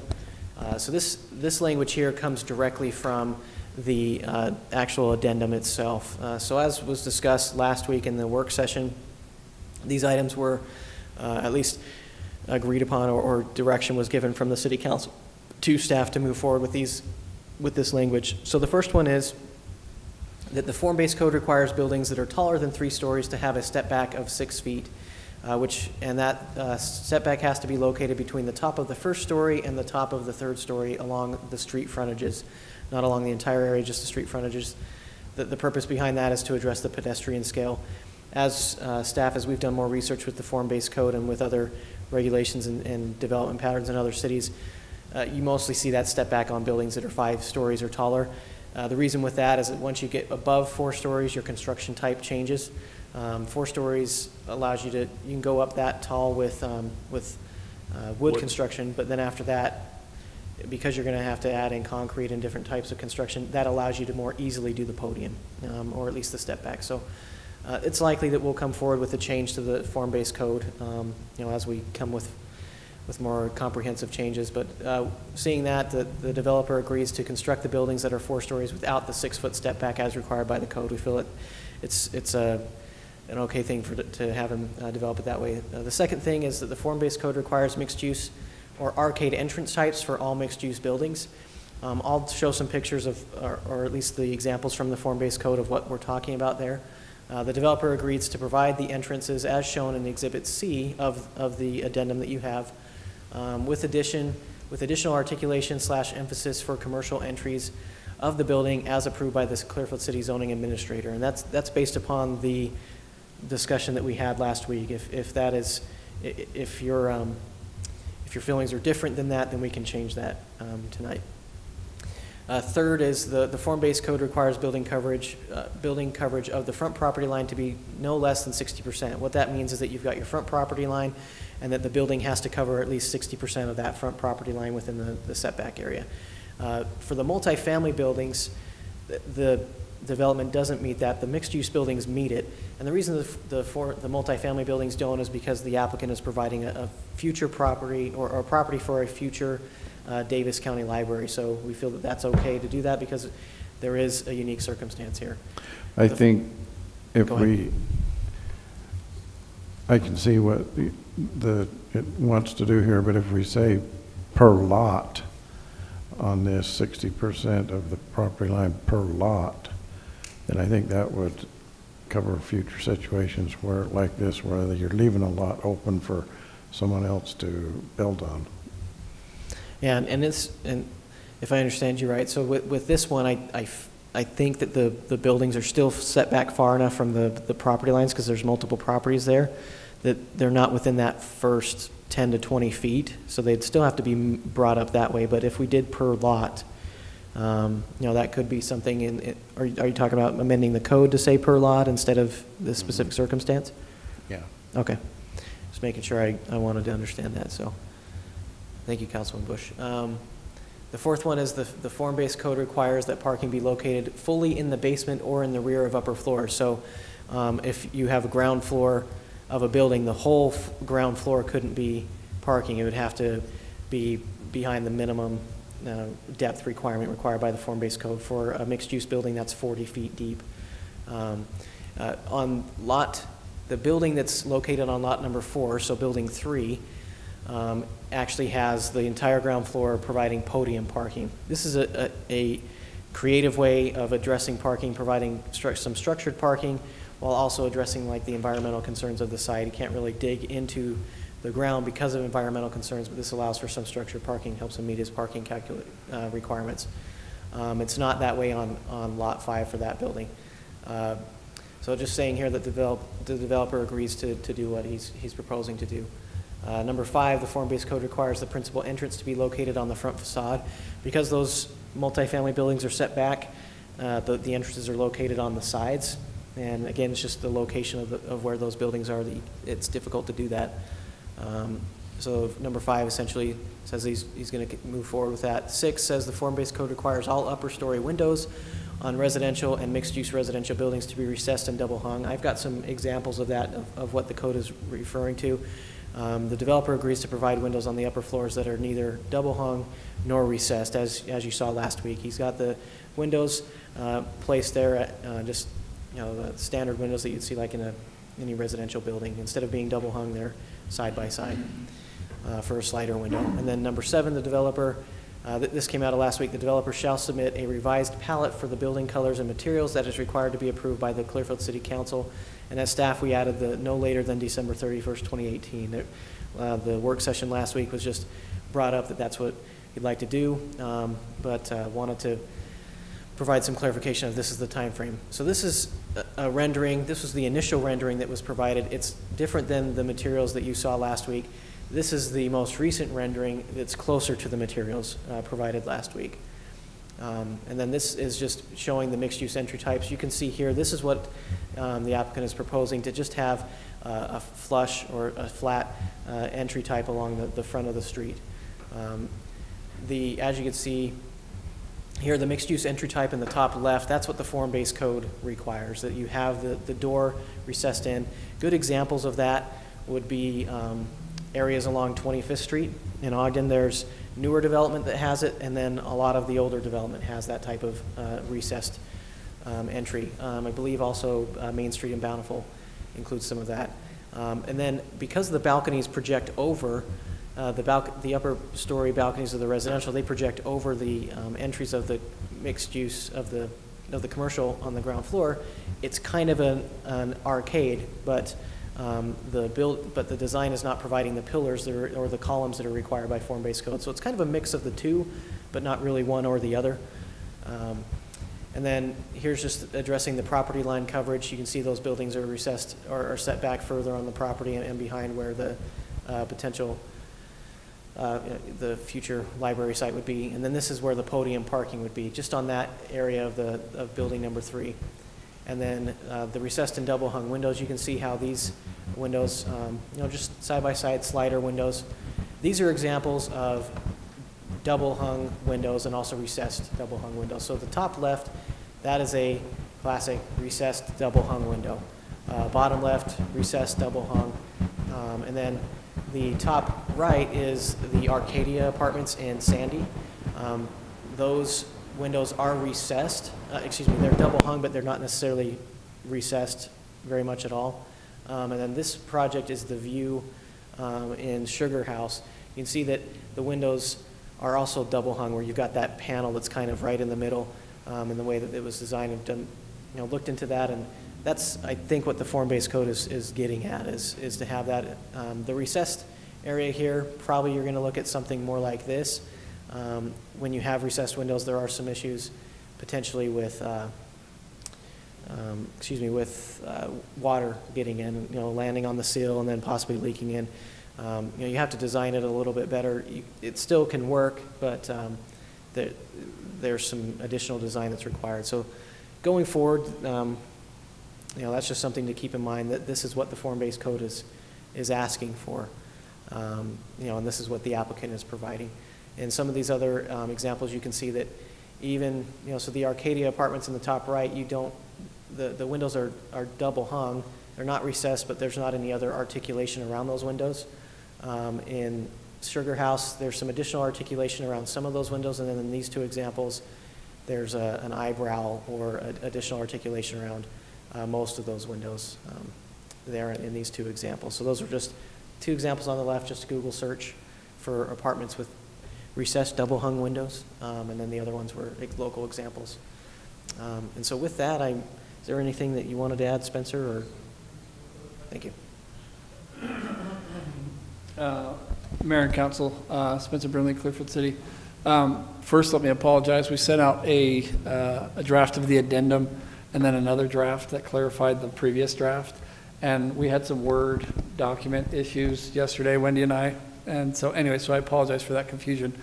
But what I wanted to do is, having discussed the addendum with the applicant and looking at some specific things there, he's expressed some questions relative to a couple things that I just want to bring to your attention, more so for your information, to make you aware of as we've negotiated this and worked through this this addendum. There are a couple things that he asked that I identify as a concern. Relative to number one, number two on your slide there, the developer is asking that the proposal for the entryways for the commercial buildings be approved as proposed, rather than approved with additional emphasis and articulation. I did explain to him that the Planning Commission, as well as the Council, shared the reasoning for that additional articulation, and that we felt that including the language as approved by Clearfield City Zoning Administrator allowed us to proceed forward without having to come back to this body. That's one question that the developer proposed to us that I just want to make you aware of. The other one is additionally, I'm going the wrong way. The other items proposed here are fine. There is an additional concern relative to the developer's timeline, that he'd like to propose an additional item be included as a part of this relative to his ability to pull permits prior to the finalization of civil drawings and things of that nature. I did express my concerns with that, and we shared with him that, his proceeding forward is on his dime and his responsibility, and his will ultimately fall in his lap if it needs to be changed or anything of that nature, which he said was okay with him. However, I know that we do have outstanding issues relative to the civil drawings that need to be addressed. The developer did tell me that those civil drawings were submitted as a part of the building packet, which is not typical for us. Typically, those drawings are submitted as part of the land use approval process. And so if that is the case, that we have the civil drawings, we would be able to send those out for review and get those underway and be able to have a better idea if we could proceed with additionally allowing him to proceed in the process. But I know I haven't looked at those yet, and I don't know if Brad's reviewed them. Our building official was reviewing those plans, and so we haven't looked at the civil aspects of it yet. So Scott Nelson, our city engineer, provided a letter with several items that needed to be addressed. And again, the developer has stated that those items were addressed in the building plans that were just recently submitted to the city, and so we'll need to verify that information at this point. But I wanted to make you aware of some of those thoughts and concerns that he had brought to our attention, which in our discussion last week, I felt like were fairly well articulated by the council, but there's some question on the developer's part of if we can make some additional changes to that language. So, any questions for staff?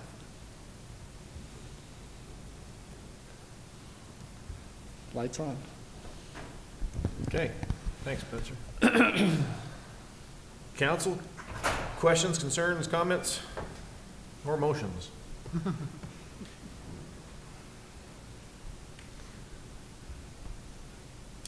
Just some thoughts on there. I appreciate Spencer relaying that additional information, just so we've got a better look at this. Relative to number 2, my personal opinion would be to leave the wording as it's currently construed, where there was a recommendation from both the land use bodies within the city for that additional articulation and emphasis on the commercial entries of the building. I think that's a reasonable request, and it seems appropriate that that approval would be granted by the zoning administrator, and would encourage that language stay as is on number 2, and do that. Okay.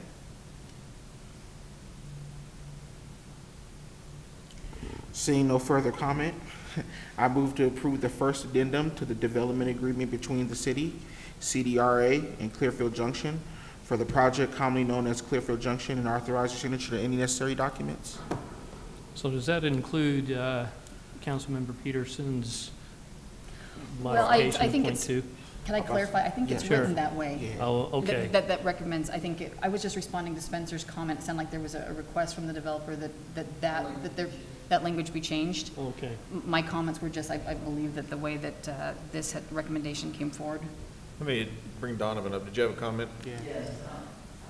So regarding the articulation on the windows, we had just asked that the development agreement say that the articulation, or that the entrances are approved as submitted, but that additional emphasis on the commercial entrances, which is what staff was saying they want to focus, that you want to know there's a door and entranceway there, that will be done with the sign placement over the building as part of the tenant improvement package. So that basically, you know, what we've submitted is approved at this point. The tenant improvement package that we'll be submitting, which will, you know, take into account whatever restaurants or other commercial facilities we bring into there, at that point we can address what kind of articulation that they would propose be done prior to the tenant improvement being approved. So whether they want an awning with a sign at the end of the awning as an example, so the sign kind of protrudes out and gives a very good definition to that entranceway, that be done at the tenant improvement phase, but that, you know, basically we don't have any other items that I need to go back for the shell component of the building right now. And I brought a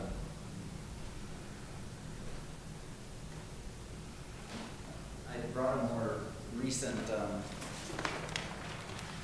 this has been submitted to the city already, and I could pass it around. It kind of shows the signage and whatnot locations. So this has already been submitted to the city as part of the building package.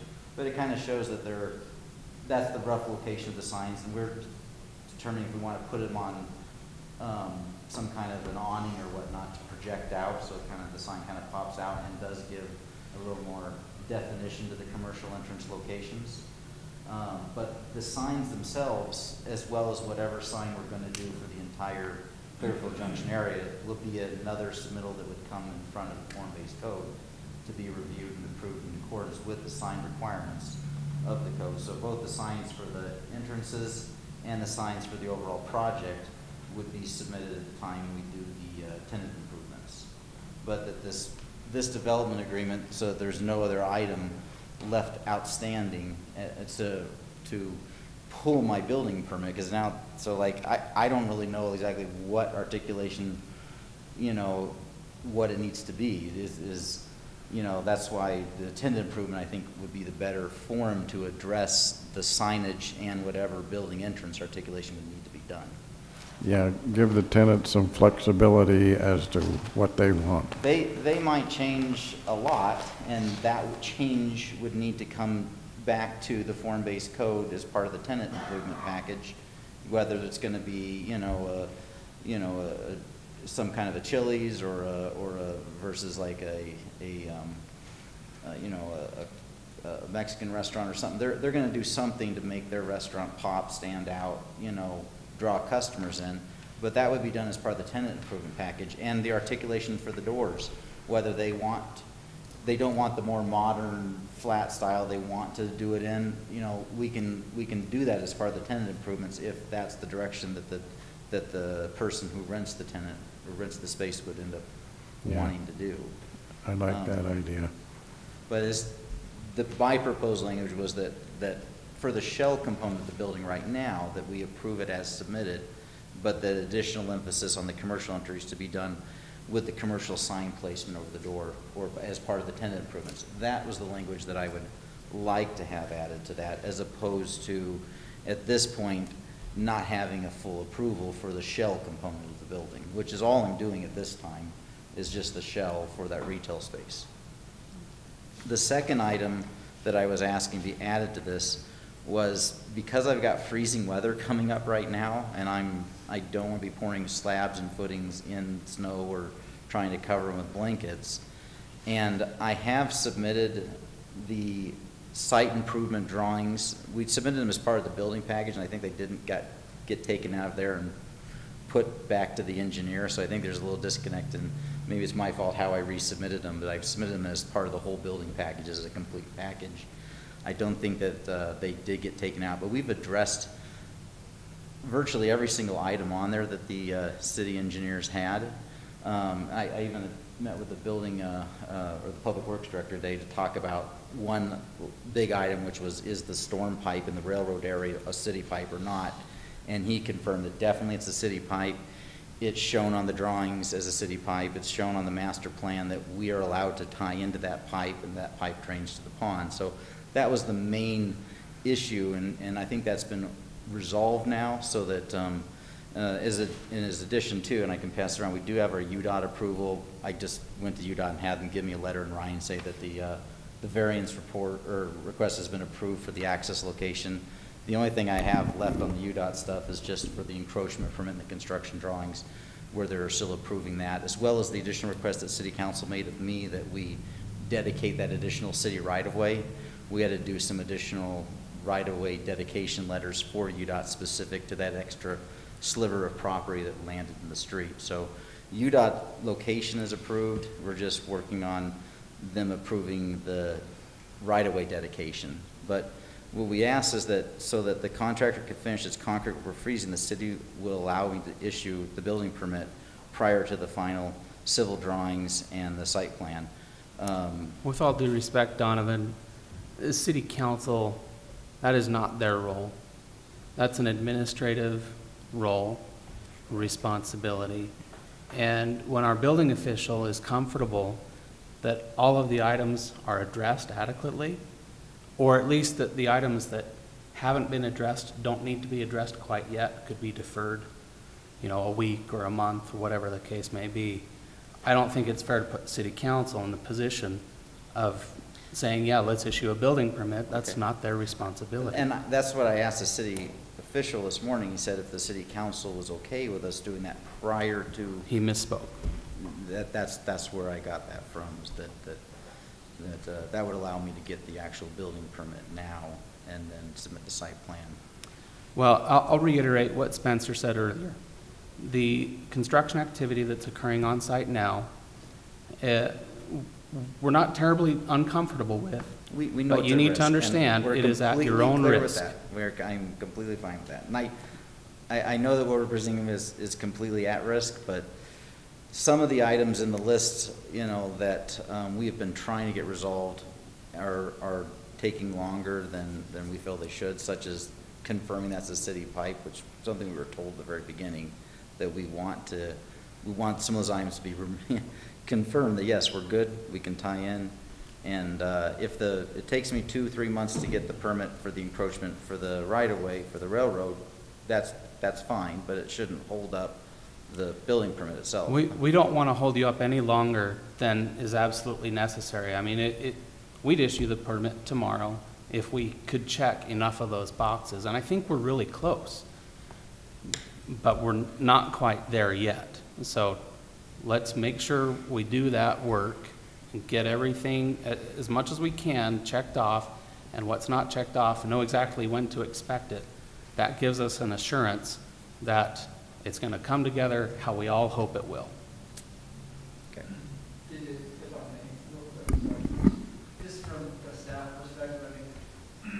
project came through the doors several months ago. We haven't approached this project to follow the land use process as typically we do. Part of that was at the discretion of the developer. He had certain things that he was trying to accomplish. And so because of that, there are things that it's like we go 2 steps forward, 1 step back in order to accommodate what needs to be done. So staff is cognizant that we are moving the ball forward to the best of our ability, but we also recognize that we have not followed a typical process as we were familiar with the other developer, and because of that, it has caused a little bit of a itching to giddy up, if you will. That's cool if I say that. But a little bit of a skill on this approach because the developer had certain things in mind when we went through the process, whereas the staff that didn't check the boxes in the order that we typically do. It's not that we don't think we can get there. We think we can. It just takes a little bit longer because boxes are being checked here, and they'll come back and forget this one, and just having to do things a little bit different. But I think we can get there, and our building official and Brad and our public works department have been phenomenal in trying to do the best they can to accommodate and answer the questions of the developer as they arise. So we recognize we're all in this together and want to get this done, but there are some things that come up that make it. Okay. So we have a motion, right? There's no second yet. I will second that motion. Okay, we have a motion and a second. Do we have any further discussion? So just to clarify, Bruce, then it is as, no changes to 2, just you put it forward like that? Yeah, I'm Okay, just putting it gotcha. forward just like that, yeah. Are there any friendly amendments anybody want to offer? Okay. Okay, we have a motion and a second, then all in favor? Aye. Aye. Any opposed? Okay, that is unanimous then. And then our final, well, pretty much final item is number 14. Consider approval of the Bells of Peace Proclamation in remembrance of World War I Centennial Armistice. A century ago, 4.7 million Americans, sons and daughters, put on a uniform to serve our nation and the world in a global conflict during World War I. In 1918, on the 11th hour of the 11th day of the 11th month, an armistice of the fighting was declared. And in commemoration, the World War I Centennial Commission has called upon all Americans to honor and remember those who served. This proclamation in remembrance of the armistice calls upon the community of Clearfield to toll the bells on November 11th, 2018. Proclamation reads, whereas the tolling of bells is a traditional expression of honor and remembrance, and whereas a century ago 4.7 million American sons and daughters put on the uniform to serve our nation and the world in this global conflict, and whereas men and women from our fair city of Clearfield served selflessly and honorably in World War I, and whereas there were 375,000 American casualties including 116,516 deaths, and whereas the 11th hour, the 11th day of the 11th month in 1918, an armistice to the fighting was declared, and whereas the U.S. World War I Centennial Commission has called upon all Americans across the nation to honor and remember those who served, now therefore I, Mark Shepard, Mayor of the City of Clearfield, and the State of Utah, to hereby call upon all citizens and institutions of our community to toll the bells in remembrance of the armistice at 11 a.m. local time on November 11th, 2018. They've actually got an app so that if you do not have a bell available, you can download the app, and on November 11th at 11 o'clock, it will ring. We hope that since that's Sunday, you're all in church and everybody's phones go off at the same time. And I thought we were going to give everybody a bell. And you are welcome to have a bell. I will be here at the city. We have, Trevor has assured me that we will have a bell here for me to ring at the city. So those who are not in church or wish to join me at the city, I'll take a break from church and come over and ring the bell. Or we can leave church and come here. So, Council, that is the proclamation. I would entertain a motion on that. I move to approve the Bells of Peace Proclamation in remembrance of the World War I Centennial Armistice and authorize your signature to any necessary documents. Second. We have a motion and a second. All in favor? Aye. Any opposed?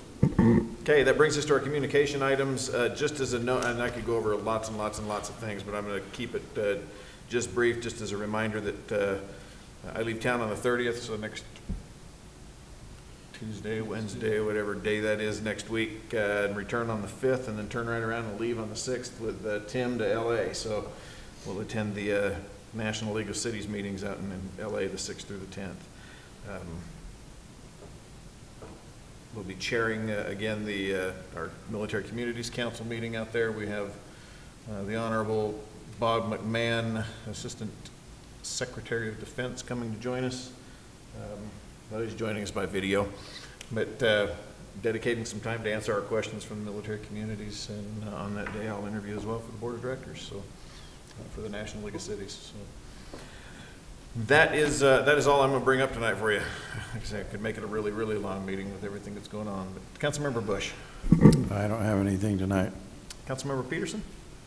I'll shorten my list as well. Save it for another time, but just two just brief recognitions. One, just to police and by extension fire. We have had a couple of crazy weeks in our city with an unusually high number of large events, so our appreciation to those. We appreciate all that's done. We've had a lot of people in harm's way and appreciate that, so thank you. And then also to our recreation department, we had two big wins for that. First of all, the high school team at Clearfield High School went 8-0 on their sophomore team, which is a really cool accomplishment. But the cool part about that is these were kids that came up through the rec program at Clearfield and came up through the WFFL program and have now made it to the high school. And to see them come up through that and to excel and have a great season just speaks to that program. So we appreciate that. And then also to Bonanza, we had so much fun doing that. Every year it gets better. And also by extension, Public Works. My kids love watching them blow up stuff and watching that cannon come flying across there. So we appreciate all that goes in and all of the hours that we don't see to make those events just a blast. We had so much fun on Saturday, so thank you. Thank you, and amen. Councilmember Thompson. I just want to piggyback on the Bonanza comment. Great event. Had a lot of fun. Residents, just great comments coming from them about them having as much fun as I did. And like I said, if having a pumpkin canning is wrong, I don't want to be right. Outside of that, I also had the opportunity, just last week, I met Burgess Owens. He was an NFL player, and he's currently heading up the One Heart Initiative in the state of Utah. If you're not aware of the One Heart Initiative, it's for youth offenders who are now out of the jail or juvenile detention and are looking for a second chance. And they train them with trade-based training, mentorship, and pretty much certain aspects of social services, so we can get the at-risk youth who were in the system a chance to be able to be good, fruitful citizens. It's just such a beautiful program, and I just wanted to speak to that for a second. Other than that, I'm looking forward to mosquitoes next week. Thank you. Councilmember Roper. I just wanted to thank the Youth Commission for helping with Bonanza. That really does give them a lot of opportunities for leadership when they get to help with those events. And also wanted to invite everyone, especially those watching in or anything else, to the trunk or treat on Monday from 6 to 8. It's going to be an awesome event, and I know Jared Hadley, who's putting it on, is excited to do that for the community. Very good, thank you. Councilmember Phipps. Nothing for me. Okay, staff reports. Yeah, I'll try to be JJ. quick. Again, Bonanza was awesome. Eric, your department is fantastic. We had some change in leadership at the Aquatic Center, so it just seemed like it was very smooth, that transition. It's fantastic. If I could follow up with Nika, Carice, and Tim after the meeting, just a quick question about retreat date. I wanted to close that loop. We've spent some time talking about Clearfield Junction. We're very close to getting the agreement ready for council's review, the agreement with Davis County regarding that property swap. So expect that on an agenda coming up. It's good to see that moving forward. And we did mention that we were going to be traveling to visit the property owner of Lakeside Square. That visit was very beneficial. We're pleased with the progress made there. I want to report back on that. Also, this Thursday, a few of us will be attending Hill Air Force Base Joint Land Use Study meeting. We'll see just what the scope of that study is. The communities around the base are involved, and so we can report back as to the scope of that and what direction that's headed. Also, December 11th is looking like the likely date that we'll be meeting with our legislators for a pre-session with the City Council, talk about our accomplishments, our goals and objectives, and concerns regarding legislation. So be thinking about what you'd like to discuss that night. Thank you. One more to put on your calendar, Council. We got an invitation this afternoon from G-Force. I mentioned to a couple of council members beforehand on November 13th. We're going to be doing a hard hat tour just after staff meeting, so 11 o'clock in the morning. You are welcome to join us if you are available. We will meet over at G-Force and kind of take a tour of their place. And so we understand it's during the day, but if you're available, we'd love to have you with us. What time did you say, 11? 11 o'clock. Yeah, just let me know if you'd like to attend. I can get a calendar invite sent out. And then... Mayor, Yes? I was going to say, can I give my staff report? You are welcome. Go ahead. I just wanted to update the council on some upcoming meetings, or no meetings. We won't be holding, or not planning to hold any meetings on October 30th, next Tuesday, or the following Tuesday, November 6th. That is election day, so make sure and get out and vote. And then our next meeting, following this one that we have planned, will be a work and policy session on November 13th. And then we've got work session planned for November 20th. Currently, only a policy session scheduled for November. It's one of those mics. So I'll speak loudly. On the 27th, we're planning policy session, December 4th, work session, and December 11th, as Jamie mentioned, the legislator meeting during our work session, and then we'll also have policy session. So full calendar after the 13th calendar. Very good.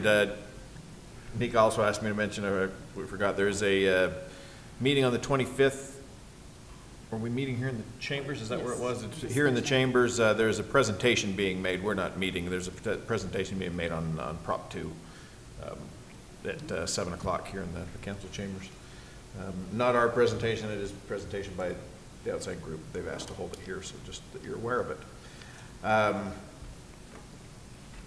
That brings us to the end of our city council session. We need a motion to, I almost brought us to the end of our city council session.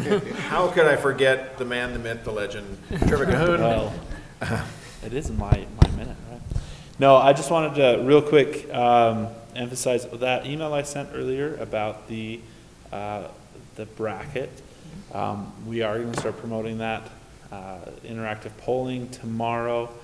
So get on and fill out your bracket, send it to me so we can see who's the best judge of what the public thinks, basically. And also, we're going to continue emphasizing, if you get any questions about the bracket, that we are enforcing all of those items on the bracket.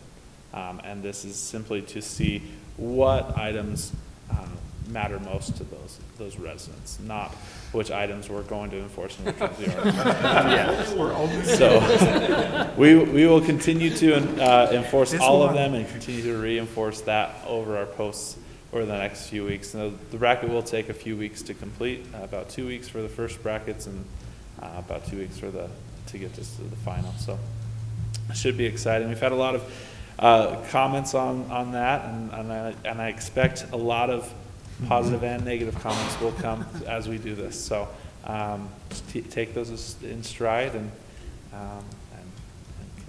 have those conversations with your residents if they have questions on why we're doing this or what's going on. Kind of brief them that it's just a simple tool for us to know what's important for them. Eric wanted me to mention that the junior Pee-wee team for our Thunder, our WFFL team, is in the mini bowl this Saturday, Layton High at 1:30. If you remember, this junior Pee-wee team was the Mighty Might team last year that went to the mini bowl and won it, coached by Tony Belford. So we're pretty excited for this for them. They've worked really hard for the last 2 years. They're actually playing the same team that they faced last year, so it's so it should be an exciting one. So it's at Layton High School, 1:30 if you wanted to go out and support them. And I'm sure I'm sure they'll win, so we'll bring them in when they win. So, All right. Yep. Thank you, Trevor. Okay, I would entertain a motion to adjourn to the city council and reconvene in the CDRA board. So move. Second. We have a motion and a second. All in favor? Aye. Any opposed? Kent, it's all yours. All right, the first item is to approve the minutes from the October 2nd work session. Has everybody had a chance to read those? Move to approve the minutes as submitted. Second. Have a motion and a second, all in favor? Aye. Any opposed? Next item is to consider the approval of the amendment to the development agreement between the city, CDRA, and Clearfield Junction for the project known as Clearfield Junction, and we've discussed that in detail. Is there any other comments that need to be made? If not, I'd entertain a motion. I'll move to approve the first addendum to the development agreement between the city, CDRA, and Clearfield Junction for the project commonly known as Clearfield Junction, and authorize your signature to any necessary documents. Second. Have a motion and a second to approve the addendum. All in favor? Aye. Aye. Any opposed? Nay. I'm going nay because I'm still not in favor of that piece of it with the articulation out front. As it was, I think it could be addressed a different way, but Okay, it passes. then I move to adjourn. Have a motion to adjourn? Second. Second, we are adjourned. Thank you.